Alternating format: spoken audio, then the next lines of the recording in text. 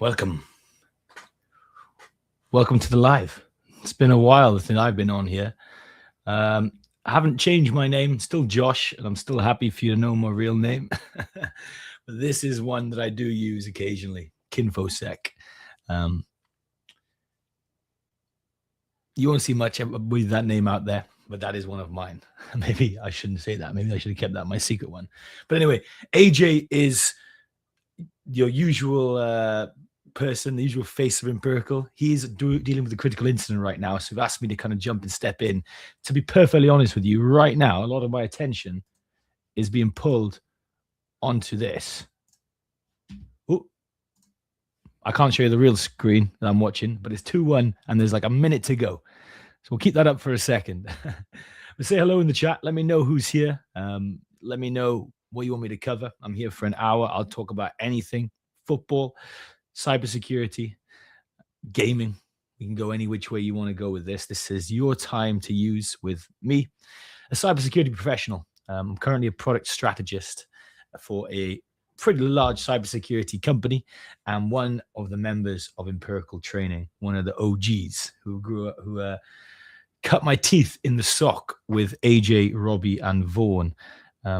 Robbie and AJ actually both were my mentors at different times. Robbie when I got in there, AJ beforehand, before I even got a real role. So I sat next to Robbie on day one, and he took me under his wing. Whereas AJ, I think I've been under AJ's wing for as long as I can remember.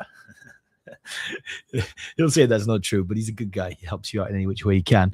Even before we knew each other way back, even before I was in cybersecurity.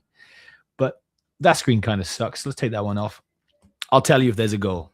But there isn't right now. You pull up. Oh, it looks like I was a little late on hitting the Instagram go live. Forgive me, I'm not as well versed at this. But this is a Q&A. I need questions. What do you got? Or I can just start waffling in different directions. But hey, we got a few more on the Instagram, so hopefully some questions will start coming in. Hello. Sorry, I hit live on I hit the go live button a little late on Instagram, so I'll start from the top again. My name is Josh. I am Kinfo. That's one of my aliases. I'm one of the 4 members of Empirical Training. You might not have seen my face too much in a while. I come and go. But AJ, your usual man of the hour, is currently working a critical incident that just came in. So he asked me to step in last minute. Hello in the chat to Maz. Hello to Yorate from scorching hot, sunny Portugal. Yeah, all of Europe's been taking that heat wave. I hear it's coming to America as well. Someone's just said burp sweet. Yeah, sweet burp, bro. No, we could talk about burp sweet, but I think nothing's better than using the documentation yourself. It's very well documented, and point and click. Can you follow me back? Ooh. Only if you give me a good enough reason to. So probably not, but see how this conversation goes. Maybe I'll give you a follow off the personal one. People are flocking on the Instagrams. Come give me your questions. The football has finished. Japan are out, so you have my full undivided attention now. I was watching this to the side, but the Japanese, oh man, hard on that. Do love the Japanese ethos in general, and they have been fantastic to watch. Them knocking out Brazil would have been a bit of a fairy story. I would have enjoyed that fairy story. What do I think about AI and cybersecurity? Maz, I can answer that one. We can go for a while on that one. Just saying hello to some people. Ellis from Pakistan. Hello. What do I think about AI and cybersecurity? There's many factors to this conversation. And I actually created the talk with my team. So I'm on a product strategy team within a large cybersecurity company, one of the big ones, one of the lesser known ones. But we come up with our company's AI story, or at least started the ball rolling. And a lot of people have contributed to that. But really, there's 2 ways of looking at AI. There's AI for cybersecurity, so using AI in order to defend it, and there's cybersecurity in AI, so protecting the AIs that are being used at rapid scale. Really is a bit of the Wild West out there. Give you a real story. We put out a chatbot, just a basic chatbot to do some sales conversations, ask if you want to book a demo, that kind of stuff. If you visit a website, and it got absolutely hammered the second we put it on there, more so than most. You install a kind of file upload pathway into your web application or anything .php, that's usually getting crawled and hammered. I've never seen anything get quite hammered in the way that when we put the AI chatbot out there, because everyone was trying to jailbreak it, get some data leak out there. Fortunately, we didn't have anything sensitive in there as such. Yeah, son, get back in the Insta crowd. It's popping off here. YouTube's quiet.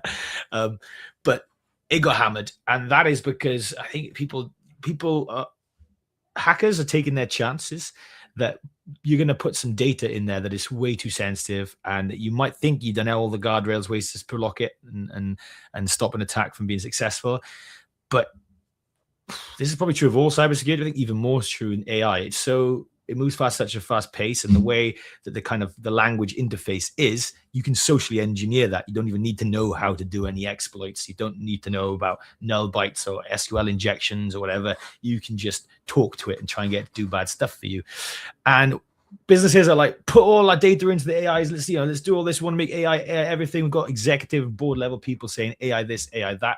So often they don't realize what level of access it has, what level of data is connected to it. So even a chatbot sometimes could spill some corporate secrets or could allow you to you do something that allows you to kind of either get the data there and then and extort them, or sell it on the dark web, or you get you some information that allows you to go for a targeted attack, the next step. So we actually had to pull that offline and do some more efforts on the kind of request throttling and things to make sure that it wasn't just wasting our tokens, even though we knew there was nothing bad that they could get to because we'd already scoped out the risk there.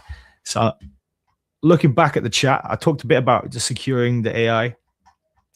I think that's an area everyone's like, oh, AI is going to take my jobs. It's probably the number one thing people want to talk to me about. And I'm talking about people who aren't AI people. And I always think, I don't have this same worry in cybersecurity, because for every job it takes away from me as an analyst, I was an analyst, former SOC analyst, it creates at least one more. I could say 10 more. I think maybe that might be the way it goes in the future. But we need to secure these systems, and they're increasing the attack surface, because not only do you have the classic attack surface of like the operating system, the application, all the pieces and components, the hardware, the cloud, wherever you're hosting it, that you'd normally have for a web app, but they've also then got this LLM layer on top, which is a bit of the Wild West here when you say you can socially engineer that part. So a lot more attack surface, and we hear the more data you give the AI, the better it's going to perform. Well, there's a bit of a risk there. People just slamming data in without really thinking about it. Data security posture management tools, if you heard about those, or I won't look into those, they're really good at showing you where the risk is in your data, and probably everyone who's deploying AI should be able to use that to be able to work out, okay, what does it have access to? What level of criticality is it? Is it sensitive? Do I have compliance obligations, etc.? But I don't think you really want me to talk about that, because that's the boring side. You want me to talk more about what cybersecurity, AI being used to attack and AI being used to defend. So not security for AI, but AI in security. And I can start. Let's see the chat. Do you want me to start with the attackers or defenders? Why not isolate the AI in a separate sandbox? Can't access sensitive data? Well, Hassan, if you do isolate in the chat box with isolate with no data, then how's it going to perform its function? It might just need technical documentation to be able to be a chatbot that helps you with account resets, or it might be a sales thing which needs a little bit of data access to it. But yes, you're absolutely right. You should isolate the data that it has access to. Allow it to have a call out to a public LLM if you want to make use of the Claude, ChatGPT, whoever. But then internally, you can house your sensitive data, and then you can have access to that as well. But ideally, never the twain should mix, but then your responses and requests do get stored back up there. So the safest way is to host it all in your own environment, but you don't need to do that every time. My example doesn't need that. We just need to control what data is going in there. If I use it for a hospital purpose, say, I'm going to help it to run diagnostics. It's going to have patient data that's super, super sensitive. I'm going to have an entirely closed off instance where the access control is really locked down. So only the exact ICE workstations that I know are going to access it can access it. And there's other restrictions, authentication requirements, etc. So this is what it's all about, picking your scope. I think the EU AI Act does this really well. So it looks like we're staying on this for a second. Scope of danger, of risk, I think it's called. Pull this up. If I get a nice image. Here we are. This is good enough. All right, sharing screen. These are different risk levels. And hey, if you're not in the EU, this still is a methodology you can take over. So what AI risk, based on the AI risk, that you can use this kind of basic, very basic pyramid shape, but they have prohibited systems. So this is for things like it's where there's legal implications. So it's where there's heavy biases that exist. So you actually can't use a fully automated system in order to do job hiring end to end. There's got to be a human that makes some decisions in there because they say that our historic data set is unconsciously biased, and there's a lot of fair points for that. The other one would be facial recognition or autonomous weapon systems. You just can't do that under the AI thing. But when we're talking about use cases we can use, understanding if it's a high risk system. So I think you have someone with more data. Here's a good, it might be a better one. No, I can't make it larger. Here you are. Here's one I wanted. This one, so high conformity assessment. We've got to check, if there's got anything to do with education, employment, justice, or immigration or law. That's the easy one. But also you can just think of, hey, does it have any data that's sensitive, that has any compliance obligations or so on? The limited risk is where there's chatbots pieces more are. So, hey, I know it doesn't have sensitive information, but I still have to be transparent because so that people can check and prove to me and understand that it doesn't have that access to that information, rather than just take my word for it. Transparency is really important because everybody will tell you, oh, my AI is a black box. I don't know how it works. The data scientists who built it did, or at least they should. And it's not okay to just say it's a black box and don't worry about it. We need to understand how it works and what it's doing so we understand the risk and so on. And then the bottom one is that kind of minimal risk. You don't have to do actually barely anything, where we have maybe like machine learning models that are being used for filters or use cases like video games, which are so benign, it doesn't really matter. So I think that's a good way of scoping out your risk. And so I jump back to the chat. Yeah, heard AI people are talking more philosophers. I do think it's getting very philosophical. Are you aware of the mathematical theory of uncertainty? It was to do with, or the principles of uncertainty, I believe it is. That is kind of a philosophical mathematical concept that if you can boil it, if you can define a finite number of laws or rules to explain every scenario, you're going to find an exception, and you're going to add another set of rule, another formula in there that will then account for that exception. Then you'll find another exception. That's kind of where we're at with AI. Every guardrail that people have tried for prevented jailbreaking, Fable, sorry, the one that came out quite recently and has since been pulled back, claimed to have been liberated, which is a great way to say jailbroken, by Pliny the Elder. So that means taking away the guardrails that say, hey, I won't tell you how to make a bomb. Is the obvious example. So they found a way around that. Later on, it got pulled. Let's not go into whether there's a connection there, but there could be. So that is to say that they spent 1,000 days.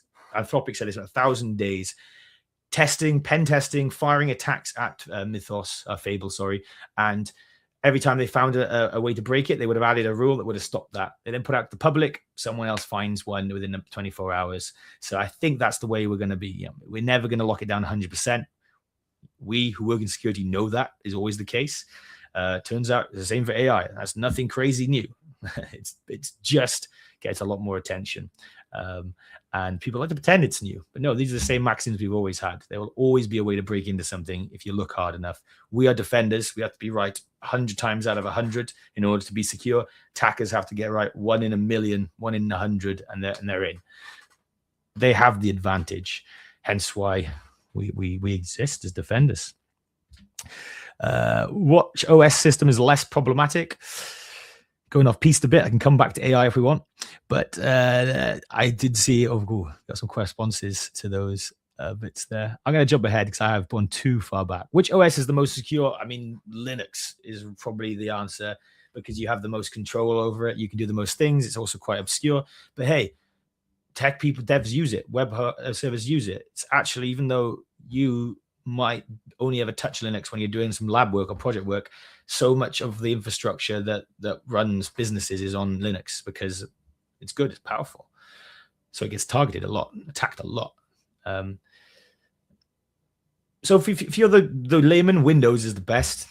Well, Mac even. I can't say there's any difference in them really when it comes to security. Maybe Mac has the better by default protections already installed. If you absolutely know nothing, Mac's the best. If you know a little bit, you can make Windows more secure. If you know a lot, Linux you can make very secure. But I use all three, and I like using Mac for a lot of my work responsibilities because it's nice for my productivity stuff. I'm still in PowerPoint and Word, hey. We're going back to the AI topic, and hello everyone new in the chat. Hello. So I asked for defenders or attacker, which one you want to go into that. Defenders using AI or attackers using AI. I see a few more calls for defender, so we'll do that. Now, the first thing to say is that defenders have been using AI in cybersecurity since before this big LLM like explosion happened. The definition of AI is really broad. Technically, it's anything machine learning. Technically, within AI, then you have machine learning, then you'll have generative AI, which is a smaller subsection. And then even smaller than that, which doesn't exist yet, is that general AI, which we might get to at some point, but that's when the robots take over. So in that respect, artificial intelligence, machine learning has been in security for longer than I have, because I've seen it sort of the first day I started 10 years ago. It is anything that uses a kind of any regressive sort of queries to look back on itself and start to look for anomalies. Any machine learning models, any anomaly detection counts as AI. Now, that's not the most satisfying answer, but I think we need to start there. Because yes, it has changed drastically, and how we use AI has changed drastically, or how accessible AI now is probably the biggest difference. Let's stick to the detections. Still, we're using our machine learning modules to help us filter noise out. We've seen attacks get more and more numerous. We do a lot of stuff in my company with phishing, and there's more emails than ever. It's easier to send one. It's easier to create a fake phishing website with some sort of design tool that looks exactly like a Microsoft Auth page. So our volume has increased massively. So we have been expanded upon existing AI models in order to help us filter out that noise, in order to classify stuff before it gets to a human, to an analyst, or to an end user customer, with fantastic results. And that's because we've been running them for a long while. We have a lot of data to run off. We see so many, we do managed services. So we're doing this for thousands of customers at any one go. So it's great. Managed service providers can have the best machine learning models when it comes to pieces like that. In-house, you just can have less stuff to train on, but it'll be more tailored for your environment. So you can get, I guess, more specific and tailored outcomes there. So that'll be really good for an insider threat, for example, for detecting when Betty in accounts has had her account compromised and is actually being used in order to further an attack, further a compromise. So, and then if we go into actually, so that's like the detection part. I'll table that for a second, but let's also talk about what the analyst workflow is. So this is probably I've seen some of the biggest change in the last few years. I've always seen analysts automating. Analysts are the best at it. If you give an analyst a job to do that's unnecessarily manual, they're going to write a script for it. So we used to write PowerShell scripts and bits like that, Python scripts quite regularly in order to automate stuff. I think a really basic example would be like who is data, or like an IP reputation checker. Like we were doing that all the time, and we thought, hey, shouldn't our tool do that? Probably should have, but it didn't. So we did that ourselves. Which one? So Spam House could be an example. Let's put this up on the chat. Here you are. So if there's a domain, there's some intel for you. There's a problem with using my personal machine. I should go onto a different container. 1 second. But yeah, we automated that. So it would automatically pull that in. Now that's a lot easier to do because I don't need to write the script. I can vibe code the script. But that's also a lot of dangers. You've got to check it. You've got to make sure to verify it. So what you tend to instead use is use things that platforms people have created for you. So I saw in someone chat about N8N. There's also Tines. There's Talk and CodeTool. They're ones that are specifically built for AI SOC assists. One of the benefits of using a managed service provider like that, and this is probably not something you're going to read in a textbook, is having one throat to choke, someone to blame. if things go crazily wrong versus building it in-house. Sometimes businesses will do that because they like to outsource the liability, and they know you're probably going to think of the problems, or another customer's going to have the problems, and you're going to have to fix them before it gets to them. One of those use cases. So when it comes to automations, probably the first thing started to see is really the SOAR workflow, so security orchestration and automation, on automated response, which was low code, no code. Tynes is very good at this. This comes in, do this, do that, blah, blah, blah, blah, blah, take an action. So automating containment responses, and by containment, I mean they're not going to solve the problem, but it's going to stop it from spreading right now. So example, I've used phishing a lot. Let's use another phishing one. Click on a phishing link. It pulls a malware dropper that starts popping off processes in your browser, processes in PowerShell, so on, starts grabbing credentials. I might see this as an analyst. I see that it's halfway through doing this. My instant response is going to be, my first containment action would be to isolate that host, disable that user, go through the logs and look at any of the users that have been used, have already been dumped from that credential harvesting. If the InfoStealer has worked, and hopefully if I can see that, so I can reset those passwords also. But the first part could be automated. The alert is going to trigger and it's going to say on this machine, so I can verify it. And as soon as I verify it and say, yep, it's real, just ice contain that host.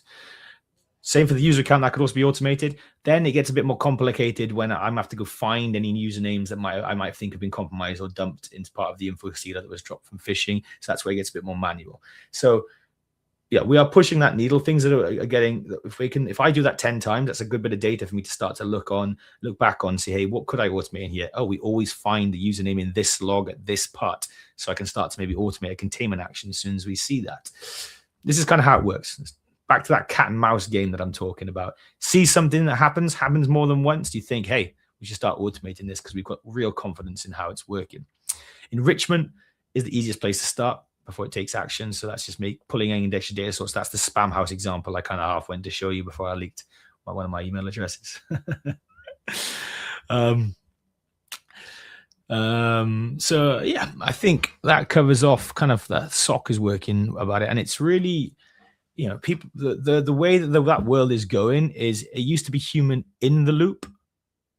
So like I'd be the bottleneck. So all these automations would come and hit me and I'd be like, oh, yes, no, yes, no. I talked to some people in early SOCs, basically said the machine did everything for them. They just had to say yes or no. And sometimes they didn't know if they were why they were saying yes or no. So it turns out to be a little bit of a flaw in that process by just having, oh, it's safe because there's a human in there who can veto it. But actually, now we're focused on humans on the loop. We need to show them every single step that's done in these tools like Talk, in these tools like CodeTool, any sort of AI SOC agent, a bit that's out there. Education and transparency are really important. So I can watch that as it's occurring, learn from it a little bit, but also not have to repeat that entire investigation myself and waste the time and basically just do it manually anyway. That kind of defeats the whole object. So transparency is the biggest thing here now. And that tells me that humans are here to stay, and then having that visibility, and actually that'd be an awesome way to work. You kind of just watching somebody who's a bit quicker than you, kind of jumping ahead, and then you get to be like, oh, no, stop, that's wrong, and then stop them and kind of redo that workflow or cancel it and alter that bit. It will also learn from these pieces as well, so it should get better at doing them next time. But that's a kind of, in my eyes, that's kind of a cooler way of working, to be honest, rather than sometimes you sit there and you scratch your head, you don't even know where to start. At least if the AI is running around doing stuff, I can kind of scrutinize that. It's kind of easier to watch and evaluate someone else's work, I think, for when I was a SOC analyst, and sometimes starting from your own spot. And then you will always still be needed when it comes to those really big breach investigations. We're seeing SOC analysts. We're not seeing digital forensics and incident response agents. So we're seeing SOC analyst agents who triage level 1, level 2 stuff maybe. We're not seeing SOC agents or DFIR, digital forensics agents yet. We'll see tools that will help us do those tasks. But yeah, we ain't there yet. Now, in the attack side of things, I do not have any job openings on Raid right now.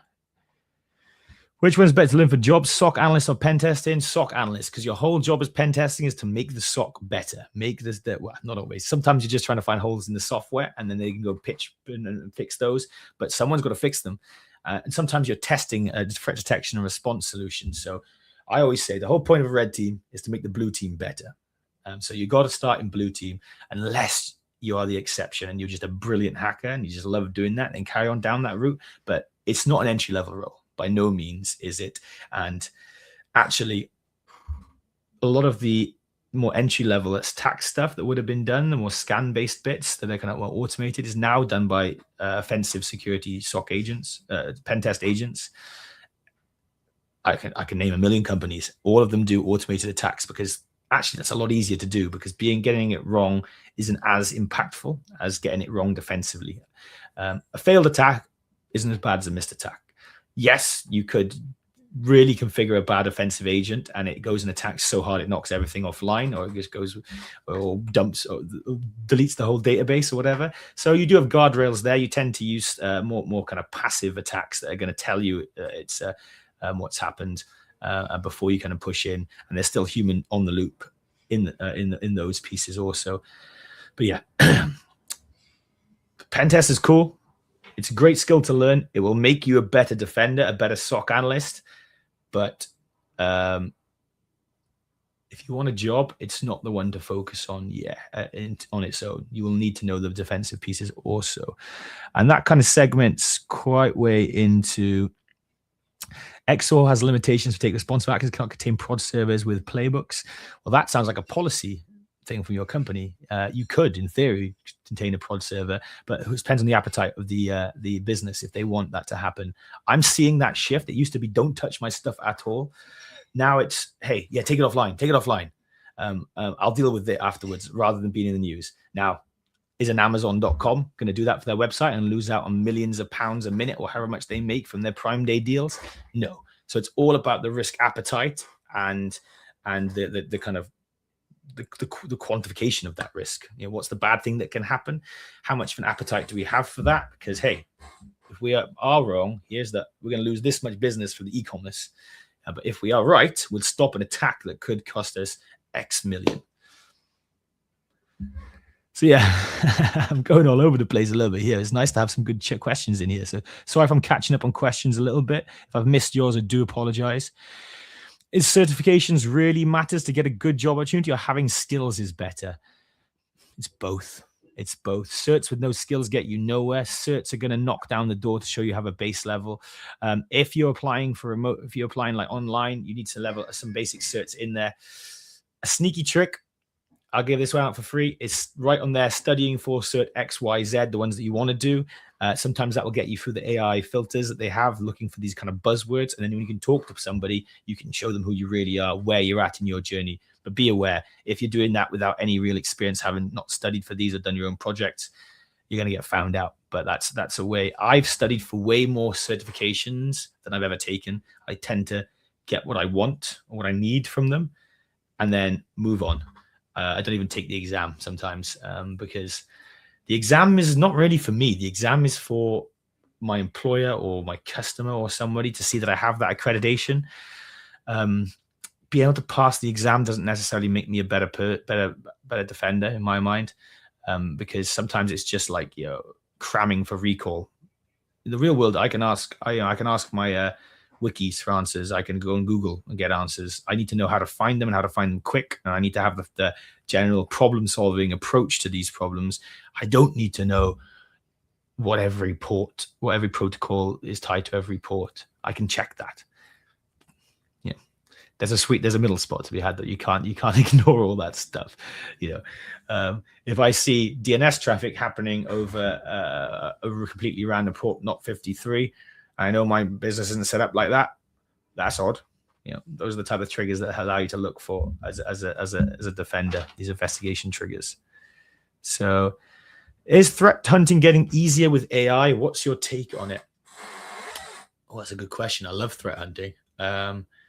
We started in the SOC that I worked at. We kind of matured a very fledgling threat hunting capability. When we started it, we even said to our higher ups, you can't call this threat hunting. We don't think it meets the criteria. We did a few bits and we got to a point where we thought, hey, this is enough. I do think maybe the definition of threat hunting generally across the industry started to lower slightly as more and more business companies claim to do it.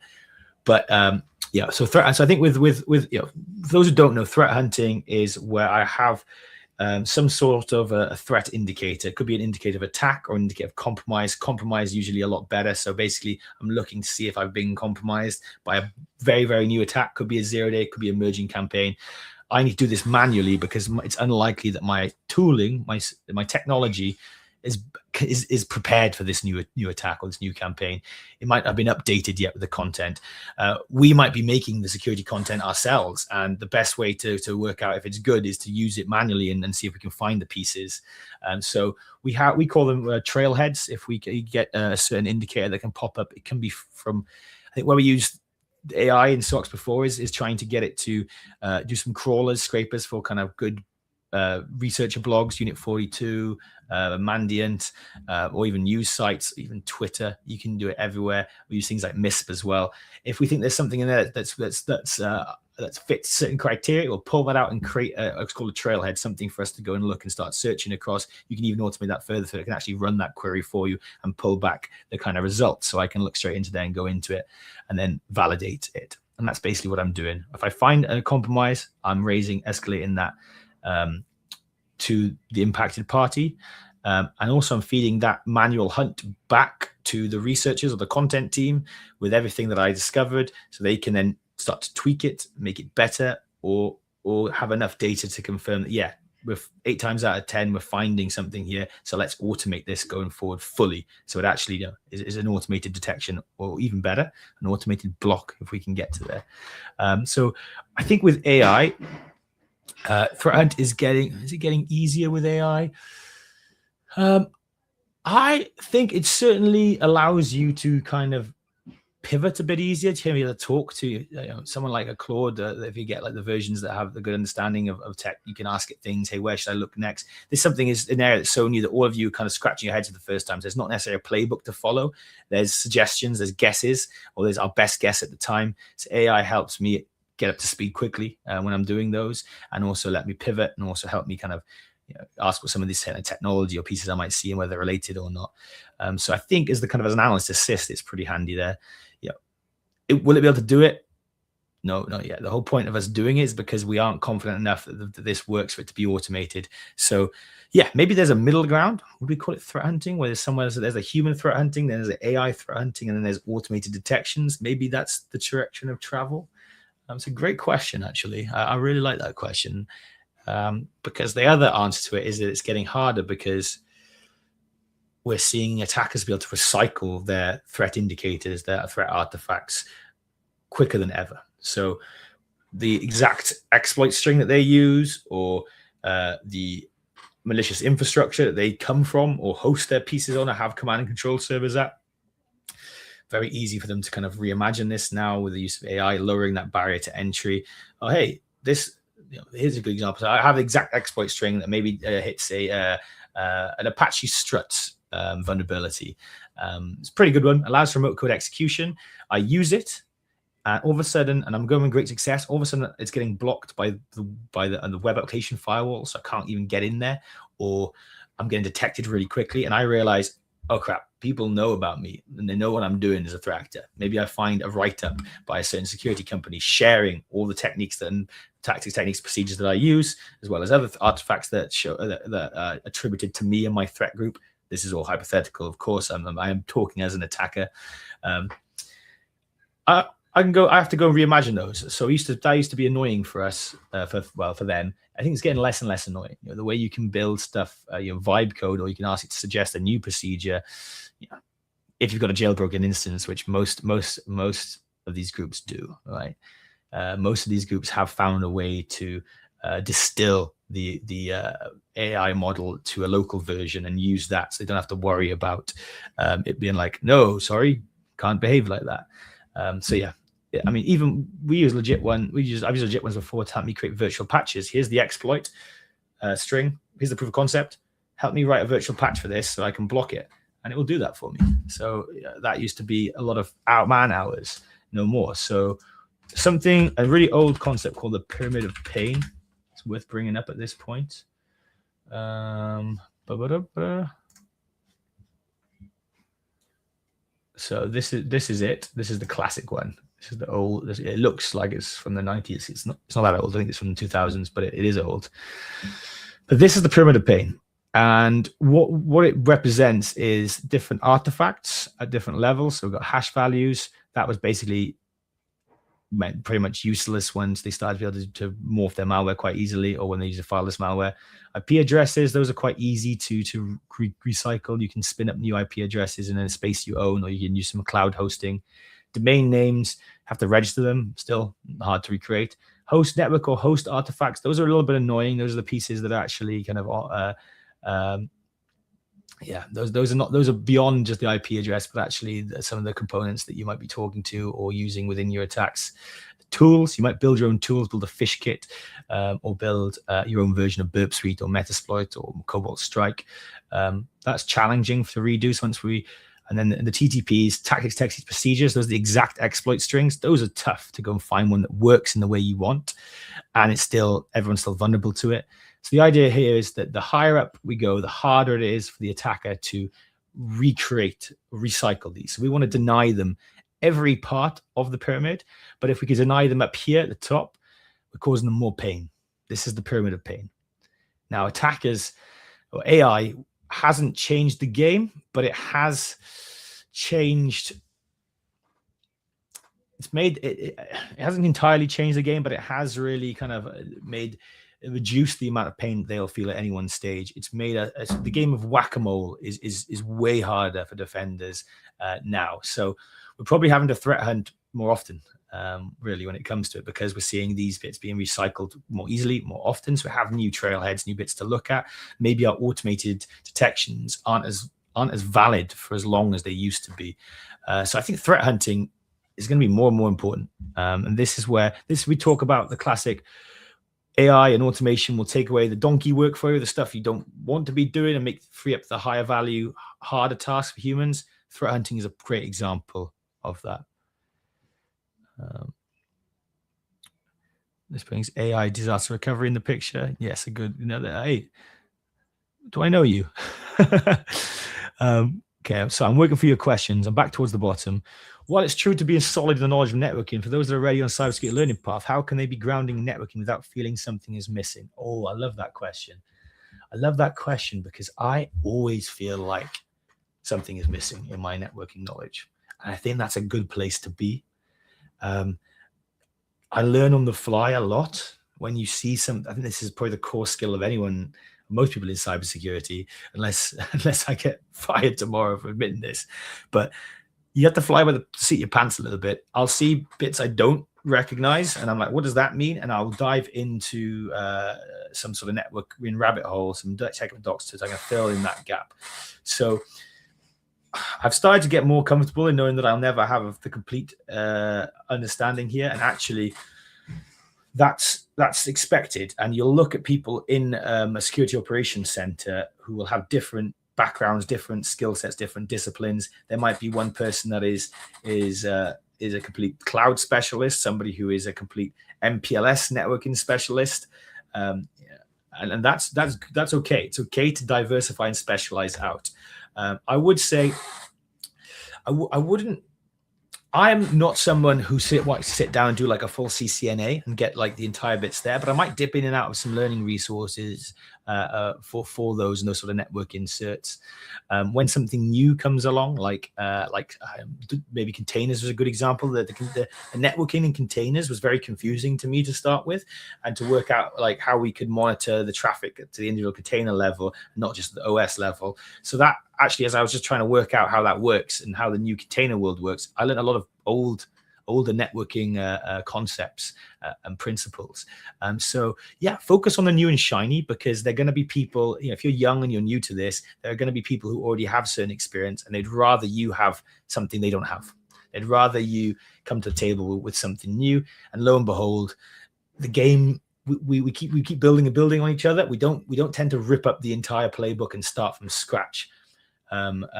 It tends to be kind of iteration, standing on the shoulders of giants. So Docker's a good example of that. Containerization was very new, great new modern modular way to do things, share a lot of components and have them kind of common across everything. Great for compatibility. I didn't know how to, I didn't know how to separate the traffic initially when I was trying to monitor it. I was just seeing absolutely everything going everywhere, and I didn't know how I could detect any of this. And I thought, hey, if I see a problem in one of them, I'm gonna have to burn the entire cluster of 100 and start again. I kind of defeated the object of the efficiencies that were being gained in the modular nature of containers there. So yeah, I think we are faced with these pieces on the regular. So for those that are already on a cybersecurity learning path, so maybe I'm thinking people who aren't in the job like I was when that spot, yeah, then Network Plus, CCNA. I did Network Plus. I studied some CCNA. I ended up learning more than I think I needed in networking, and yet I still have holes. So that's the annoying thing about networking, is it's not the funnest bits to learn. Like, I used to always joke in the SOC about the 3-way handshake, and we used to do all these things and whatever. And yeah, I know about that. It helps me for like encryption and stuff, but I don't know if I've really applied it as such. No, maybe I'm wrong. Tell me in the chat if you think that I'm being an idiot and actually the 3-way handshake is really relevant and I'm missing something. AI detection and response, sir. Yeah. What else have we got in here? What about bug bounty? Oh, bug bounty. So again, everyone wants to be a bug bounty hunter. Hell, I'd love to sit at my desk, do an afternoon of work, write a nice report and get 10 grand. It's not really realistic. I've been doing this for 10 years, and I would think I need 20 more years of specialization into AppSec to be able to find some application bugs. These days, I know that the queues, the bug bounty queues, are absolutely swamped with AI generated reports. And like, someone sets the AI to go do bug bounty, thinking, hey, great, I'll just send it doing all this. And if it earns me one bug bounty, 110K or whatever, great, it's paid for itself. It's actually just clogged it up so hard that it's impacted the real bug bounty experts, wizards that are out there. So you might struggle with how to report some of that stuff now. Although I do think if you can find a way outside of the traditional channels, so everyone has security.txt, which is typically the way to advise you on how to report these things. Do that, follow procedure, absolutely. But if you are a bug bounty hunter and you found something, beat the AI queue, find the way to talk to that person in real life, find their LinkedIn, find the CEO's one, talk to them, make a human connection, and then show them what you've got. Be confident that you've got something, and also please read their rules of engagement. And so I don't think, I wouldn't go into bug bountying. I think bug bountying is kind of something that happens accidentally, as after you have a fantastic cybersecurity career and you realize you're really brilliant at that, and you can stop, or you can wind back the 9 to 5 and focus on bug bounties. So yeah. I will also say that if Mythos and Glasswing and these AI models that are promised to be able to find vulnerabilities and misconfigurations and even 0 days in your code that no vulnerability scanner ever could, yeah.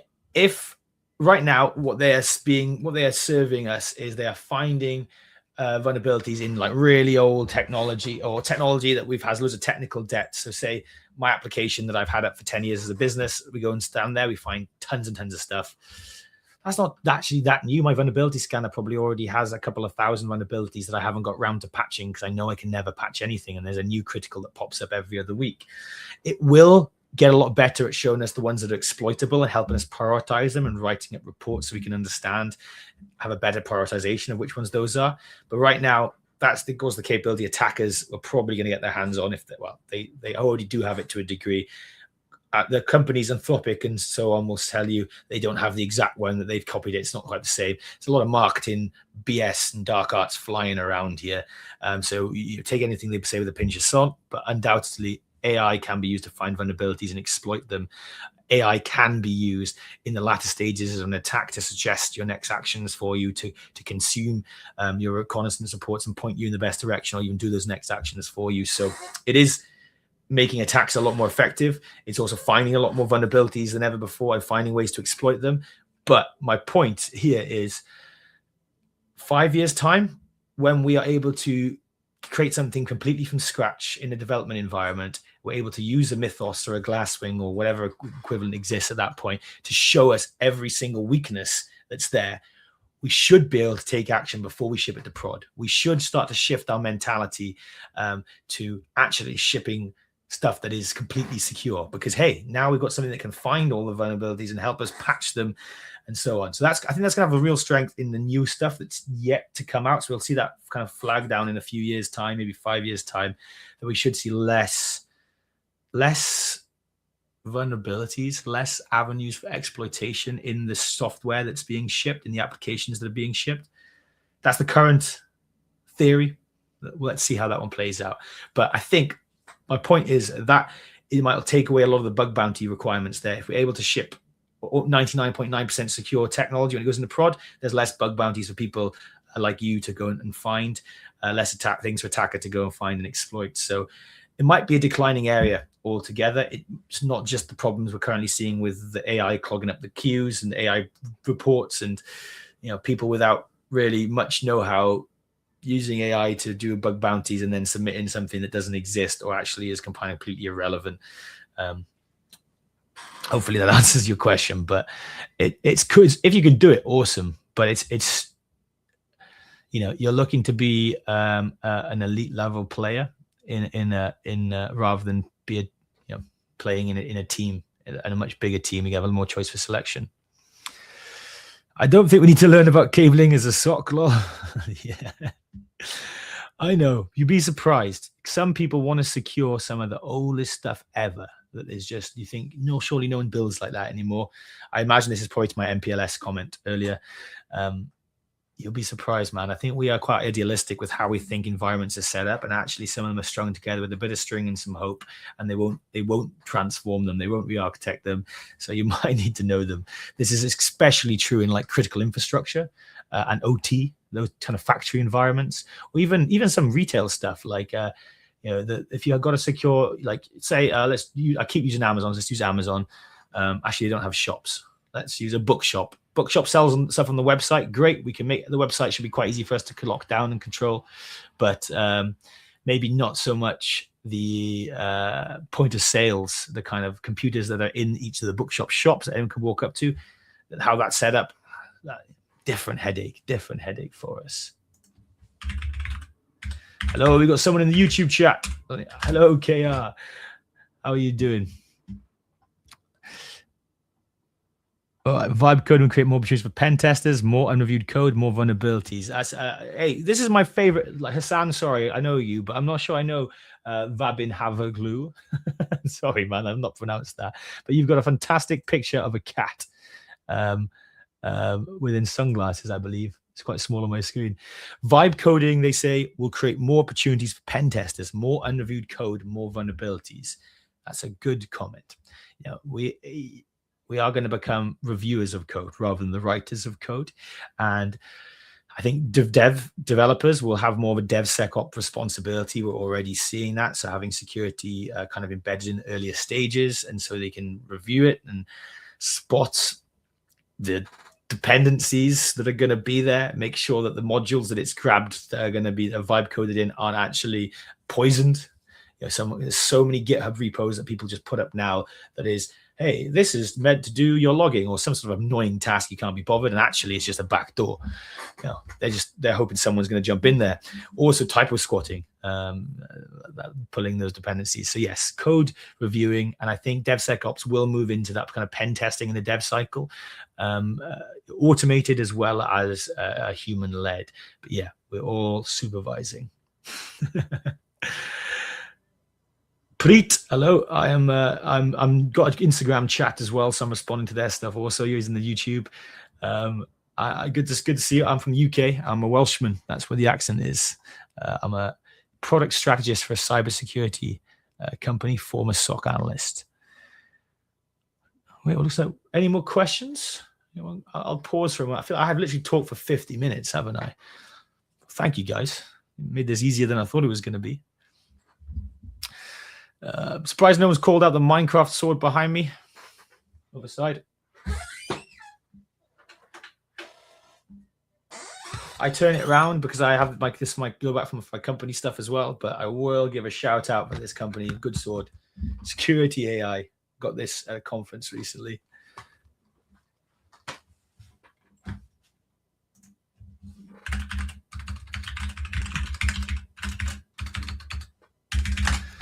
All right. To the last 10 minutes. Any questions? Anyone looking forward to some World Cup? Any more questions? 10 minutes and I'm out of here. You want to know where to find me? You can find me, Josh Davis, on LinkedIn. You can give me a follow or connect with me there. If you send me a note and say you're on the live stream, I'll connect with you. I won't pretend. I want you just to boost my follower numbers. But yeah, any last questions, my people?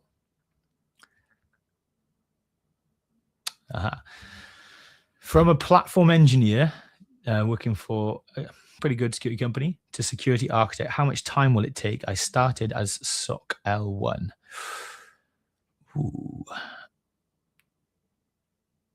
Let's answer this question. From a platform engineer to security architect, how much time it will take? I started as SOC level 1. So that's a good pathway. The SOC analyst way is a great way to start. And as I say to everybody, there's so many different directions you can take. And security engineer is quite a well-trodden one, quite an easy one. So you're more focused there. For those who don't know what people are doing, he's doing like the detection engineering, maybe doing some configurations and making some recommendations and like how to do like the auth setup or whatever. I think that's a really good role. How long to get to security architect?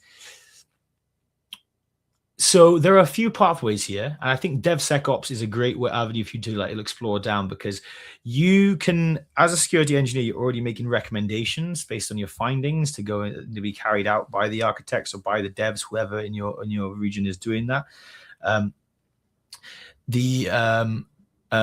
Platform engineer, sorry, I've misunderstood. He's a platform engineer, so it sounds like you're building. You're more focused on the kind of SIEM, EDR platform, etc. that they have also. So if you have a security experience, which is honestly so rare, like I have benefited massively from being a SOC analyst. Every job that I've had, that's been my secret sauce that I can lean back to being a SOC analyst. You'll find a lot of architects will go into security architecture and they'll know loads about the architecture piece, but they don't know so much about security, or they layer it on afterwards. You're coming from the other angle.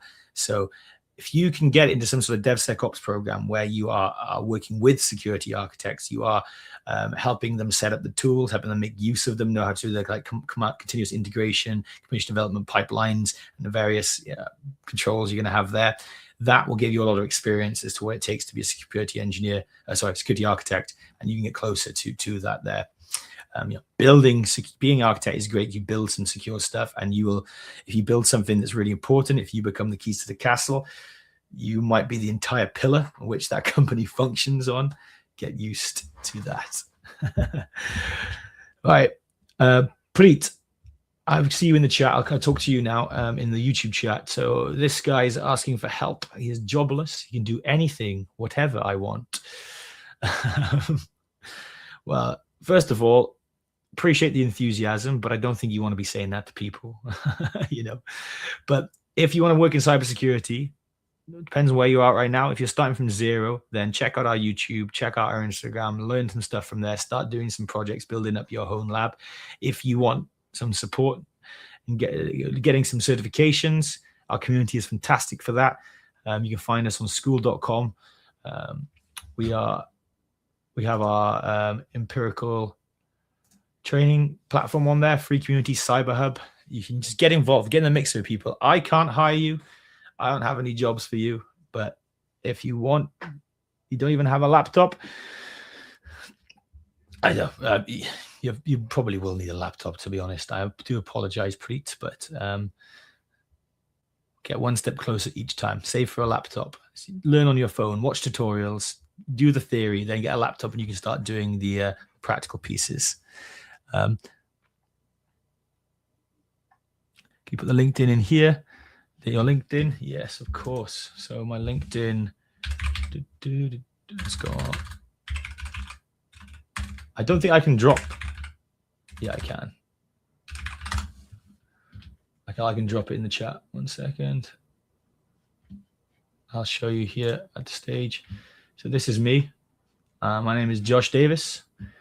I am part of Empirical Training, but I also work for a large security company. We do both.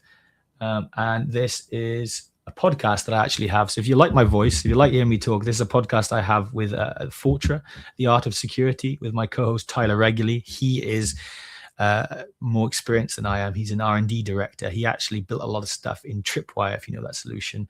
I think it's fantastic. Him and I get on a lot, and we antagonize each other so we can have debates about cybersecurity, and we get some fantastic guests on there.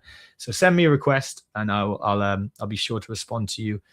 I'll dump this in here. Hopefully that's hit up there. But great.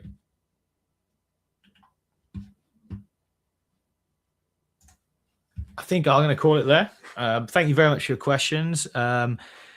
Vibhavicule, I don't think I gave you the best answer for that, but if you connect, I'll be interested to kind of see some of your stuff and see how you develop, because I did enjoy your questions. Same shout out to Hassan as well. Thank you very much for your questions. Everybody else who contributed, that makes this so much more fun for me and hopefully more valuable for you guys to get what you want out of these hour-long sessions. So I will see you next week. Well, or one of us will. Hopefully AJ isn't still working in the critical incident, but I quite enjoyed this. Yeah, drop any requests for any certain topics to be covered. Maybe I can come a bit more prepared also. Although I will be hesitant on what I share live. I think you've all got my email now. Fortunately, not my passwords. But hey, enjoy.